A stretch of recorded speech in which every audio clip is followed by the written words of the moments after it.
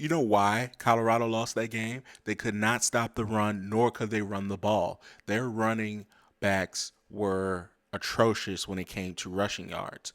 And by the way, they could not stop the run because unfortunately, Shilo was atrocious. He came back from an injury. It was his first game back. He was extremely rusty. And if you don't believe me, there are a lot of viral tweets that are going on right now, including the one in front of me. He says Shilo Sanders might have to pick up the camera equipment and go film Shedeur and Travis because he missed 20 tackles. That's extreme, but he did miss 4 or 5 open field tackles. He was a liability in pass coverage a lot, and I think they could not get off the field if he was his normal self or if he was not in the game like as the prior weeks. They would have got off the field a little bit more. But Kansas State did what they had to do. They made it into a bully ball game. It was very similar to North Dakota State.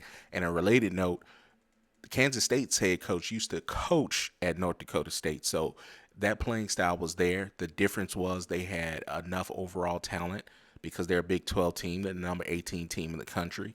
And that's what it takes to beat them.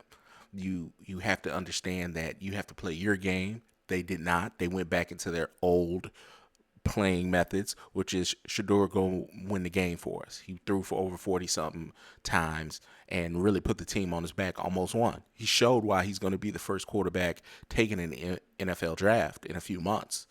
So I don't care if you like it or don't. You see it on the film. If he has protection, if he has time, he can make things happen. He is a fantastic quarterback. But the better team throughout the 3 quarters were Kansas State. For sure. They dominated the ball game. They had over 100, nearly 200 rushing yards by halftime.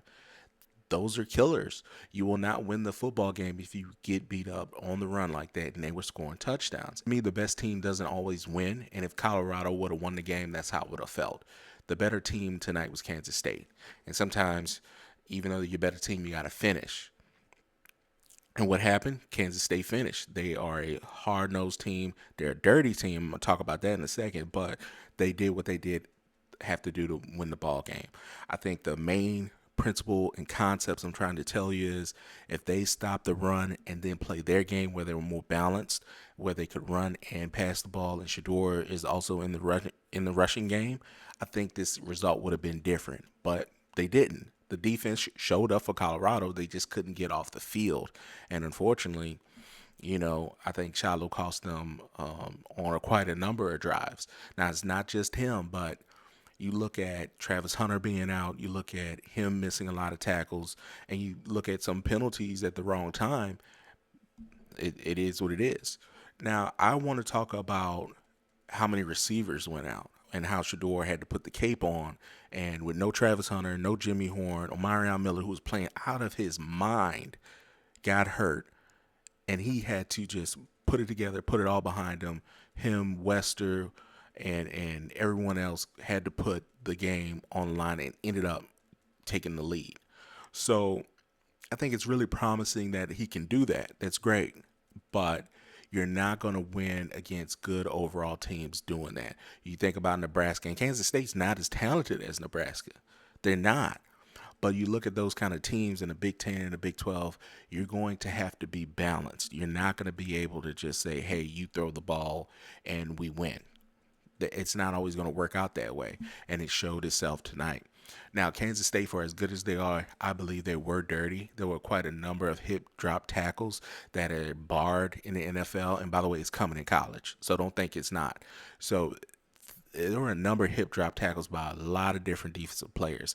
And that's not just one person doing that. If it's a multiple people, that's how they teach it. So that's how Marion Miller got hurt on a hip drop tackle. Travis Hunter got hurt on a freak play. It was a crosser out and they were ready for him. I don't know if he separated his shoulder. Some people are saying that it was some kind of contusion, some kind of joint issue, but we don't know until, they let us know. But that goes for a snap count. We've talked about this. This is probabilities. The more snaps you play, you're leading to your next injury. You will not play football without getting injured.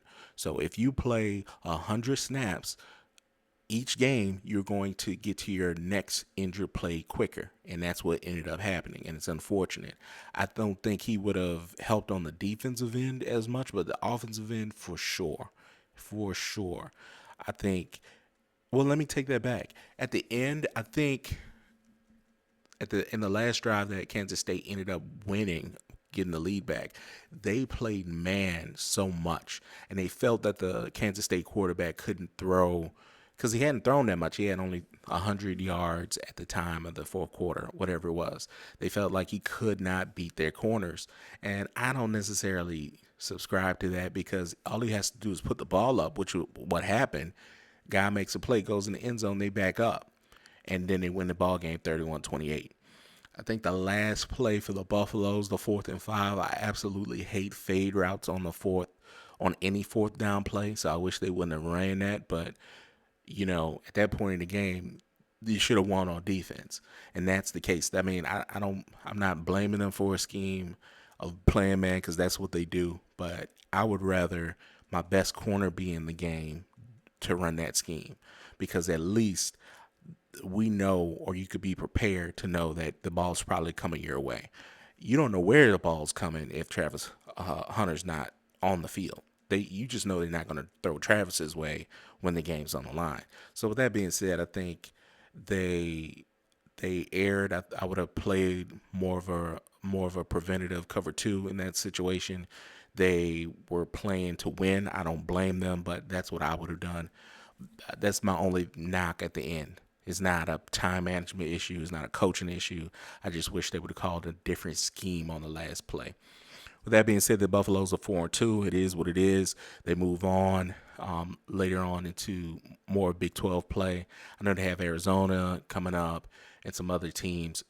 Utah, I know they have them on the schedule. Utah looks awful, so that's a good sign if they want to become bowl eligible. We're going to see what kind of team they're going to be really soon. You either going to have to be balanced and win in this league, or you're going to continue to try to throw and win games at the end. Heritage Sports.